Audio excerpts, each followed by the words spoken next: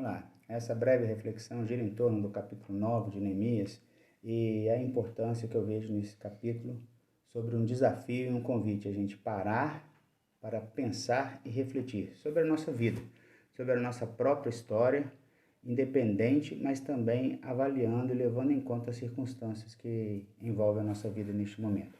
Em meio a tudo isso que nos cerca, a tudo que está acontecendo agora e também aquilo que não está acontecendo agora, né, é necessário que nós tenhamos tempo e depois as devidas condições para discernir a importância e as implicações deste momento na história da humanidade. Então, que tal olharmos para o livro de Neemias e tirarmos uma lição para nós mesmos, a nosso respeito e a respeito do próprio Deus? Que tal investir tempo para pensar e cuidar dos nossos pensamentos, olhando, pensando e refletindo na nossa própria história diante de Deus? Charles Swindoll, ele propõe pelo menos 3 pensamentos que eu gostaria de compartilhar com você a respeito de o que é pensar. Para Swindoll, pensar é um trabalho árduo. Nós não pensamos quando estamos em devaneios, quando não temos nada para fazer. Pensar exige um esvaziamento das nossas urgências, das nossas preocupações e futilidades que nos envolvem e nos mantêm ocupados, distante do pensar. Pensar, para que nós possamos pensar, nós devemos nos colocar diante de Deus e fixar mente e coração, temor e atenção sobre como estou nesse exato momento da minha vida e o que me trouxe aqui. O que me trouxe diz respeito a atitudes e pensamentos que formaram ou que nos dão as devidas condições, recursos e possibilidades para o enfrentamento deste momento da nossa vida. Swindoll também diz que pensar envolve oração e quietude. E por muitas vezes nós oramos porque estamos agitados. E quando nós olhamos para Neemias, ele orou quando recebeu a notícia a respeito da situação de Jerusalém e do povo e dos muros. Depois, quando ele teve chance lá, já em Jerusalém, ele orou novamente em cima de entulhos. Depois, quando ele foi perseguido por homens, ele orou. Quando teve uma inquietação interna, quando ele percebeu a falta de espiritualidade do povo, o abandono das leis, ele orou novamente. Mas é muito interessante que no primeiro momento de oração, nós vemos Neemias orando 4 meses e parece que essa oração lhe deu uma condição de estar em silêncio muitas vezes diante daquele rei que um dia, quando foi oportuno, ele apresentou diante de um rei, de um homem, de um governador humano, aquilo que ele já tinha apresentado durante muito tempo diante do seu Deus. Então, quando nós nos deparamos com oração e a oportunidade de nos aquietar diante de Deus, é diminuir o ritmo, é não ficar preso às intervenções do dia a dia, é não ficar satisfazendo o corre-corre. Mudanças frequentes de última hora, decisões improvisadas, adaptações a tudo quanto é crise e exigência da vida, mostram que a gente não está pensando. E, sobretudo, que a gente não está pensando diante de Deus. E provavelmente não estamos dependendo tanto de Deus quanto deveríamos. É importante pensar exige planejamento. Essa é a última ideia que Swindoll compartilha. Então, nós precisamos de estar atentos a quando vamos pensar para não satisfazermos e entrarmos em devaneios, fantasias e tirarmos conclusões a partir dos nossos pensamentos. O pensamento planejado deve nos levar a uma reflexão saudável, sadia, a fim de nos dar condição de dar passos, a fim de tomar atitudes, de ter ações. E assim foi a dinâmica com Neemias.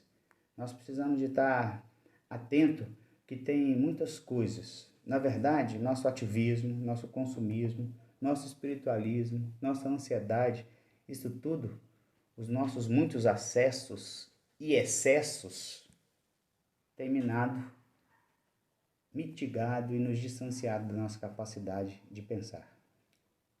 Não procurar nos organizar, não procurar planejar tempo, lugar adequado e boa condição para o pensamento, é, na verdade, não estarmos devidamente preparados para orarmos. Então, ao ler o capítulo 9 de Neemias, você vai ver que é uma oração de confissão. É um povo que está vivendo depois do cativeiro, se preparando para o retorno e para a construção do muro, para a retomada do culto. E é interessante que Esdras 9, Neemias 9, Daniel 9, homens que viveram o cativeiro, um momento difícil da história do seu povo, eles fazem orações intercessórias e de confissão a respeito que envolve todo o povo de Israel. Mas a nossa questão aqui é olharmos para a nossa história, orarmos para este momento e propor diante de Deus uma diminuição do nosso ritmo, uma diminuição das nossas aflições, dos nossos atendimentos, do nosso anseio de suprir das nossas necessidades. Não vou ser eu que vou escolher determinar a ação de quem em todo este transtorno que nós vivemos no mundo, se é uma ação de Deus, se é uma ação do inimigo, se é a ação do próprio homem. O fato é que nós, enquanto seres humanos, somos afetados. O poder das trevas vai usar isso para nos distanciar de Deus e de nós mesmos. E, sobretudo, nós temos um Deus que continua sendo o soberano sobre tudo que há debaixo do céu, tudo que há sobre a terra. E nós devemos nos concentrar, nos voltar para este próprio Deus. Então, eu não estou propondo que o pensar em si seja algo suficiente em si, seja um fim em si mesmo. Mas pensar para que, a partir de uma reflexão, nós nos coloquemos diante de Deus e possamos olhar a nossa existência, a nossa vida da perspectiva divina, de que o homem foi criado para um propósito, de que o homem foi colocado aqui para a honra e a glória de Deus, e que quer seja na nossa dor, quer seja no nosso prazer e no nosso alívio, quer seja na nossa aflição, quer seja em gozarmos da abundância de Deus, o fim da nossa existência é a glória desse Deus. Então, que nesses próximos dias, tanto eu quanto você, e eu convide outros a pensar diante de Deus, mas não para, de novo, satisfazer fantasias, interpretações bíblicas, devaneios, nos alimentarmos com o nosso achismo. A Bíblia nos convoca a tomar conta do nosso pensamento. A Bíblia nos convoca a estar cientes de que nós somos responsáveis sobre aquilo que vai entrar, sobre aquilo que vai nos encher. E alguns de nós estamos nos enchendo com a quantidade de informações, de notícias, de fatos cruzados, de más notícias e também de muito mau uso da palavra de Deus e querendo pensar sobre isso. Não, se tivéssemos pelo menos tentando pensar sobre isso, eu vejo que a soberba, a quantidade de informações e notícias está nos distanciando do pensamento. Então, eu quero fazer a leitura de um versículo que está lá no Salmo 46, muito conhecido de todos, talvez.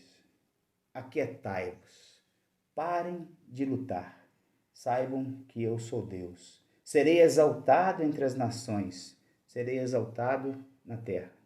Essa é a palavra de Deus. E talvez nós estamos querendo dar jeito nas nações, nós queremos estar dando jeito na terra neste momento, e Deus diz, Ele vai ser exaltado. E nós, como homens e mulheres, crentes em Cristo Jesus, e que temos um relacionamento com Deus, devemos estar atentos para usar todo este momento da nossa história, para exaltar o nosso Deus. Neemias, quando foi para Jerusalém, para reconstruir o muro, ele tinha uma cidade desolada, debaixo de entulhos, muros para reconstruir e portas para assentar, um povo para restaurar e uma comunidade adoradora a ser restaurada diante de Deus. Havia inimigos externos, muita calúnia, fake news, havia conflitos internos entre o povo, injustiça social, jugo desigual, sincretismo religioso, impureza espiritual, degradação moral, esquecimento e abandono da lei de Deus, rebelião e distanciamento do próprio Deus.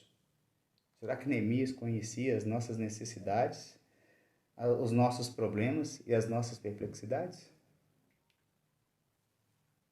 Mas Neemias colocou-se diante de Deus, o soberano Deus, e procurou ver toda a história, não apenas a sua, a do seu povo, não apenas a do seu povo, a história da humanidade, da perspectiva divina.